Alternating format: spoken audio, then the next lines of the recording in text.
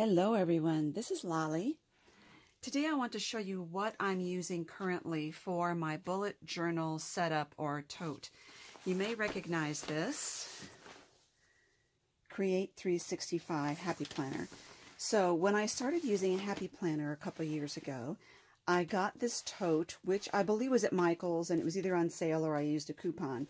So it's pretty sturdy. Pretty full, pretty deep. It holds a lot. Let me give you a measurement on this. It is approximately, about 10.5 by about 12, and it is about 3 inches deep.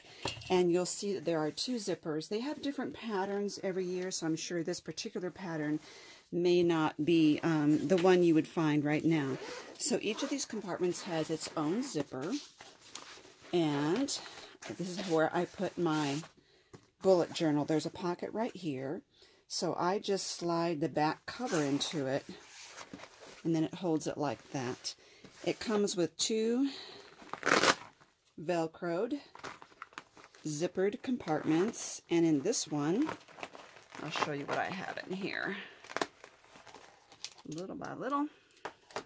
Okay. Move this out. So I have my Le Pen drawing pens, which are varying nib thicknesses, so you can get, and they're permanent, and those are in my shop.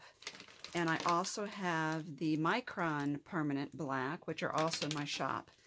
And this is a barrel fine point. But it is like a charcoal gray. It is not in my shop. It's not permanent, so I don't stock them. Have a pencil, and I love flexible rulers because it conforms to the page, if you're underlining in a book or whatever. So then what I also do is I put washi or something around this one so that I could find it. Since it's clear, it's easy to lose it. And I also have in here my Zig Blender pen. It's 2, get that open.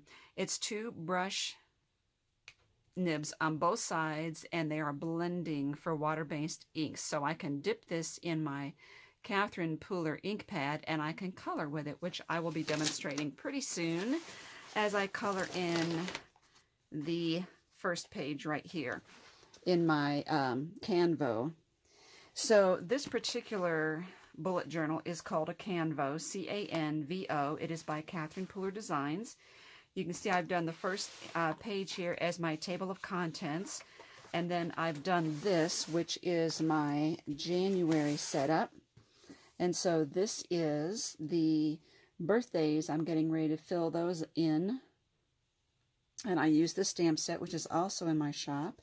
I'm getting ready to do the February one. I have not done that yet, so what I'll do is I will go ahead and put that on video. And I did show this one on my video, but I continue to work on it a little bit after the video, in that I used her die, border die, and I cut paper, and then I just sponged her ink over that. So let me put all these back in there while I'm talking.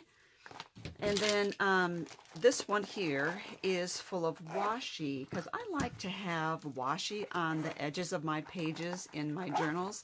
And so this is just a collection of washi I've had in here since the days that I was using this as my Happy Planner bag.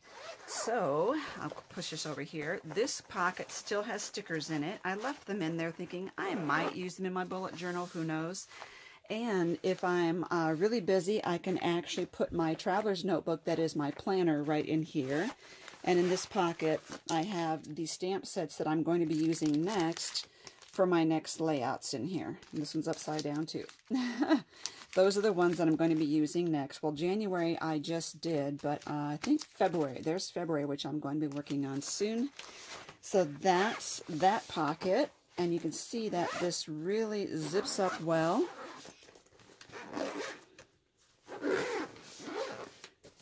And it is quite a big, chunky, but very convenient tote to use. So good thing to consider is that using these planner totes is a good way to store and tote your bullet journal. Make sure you look at the links down below, because I do have a video series now, a playlist for bullet journaling, and you can look down and get the link to see all the other ones in this series, and I will keep adding it to it as I produce videos. Thank you so much for watching.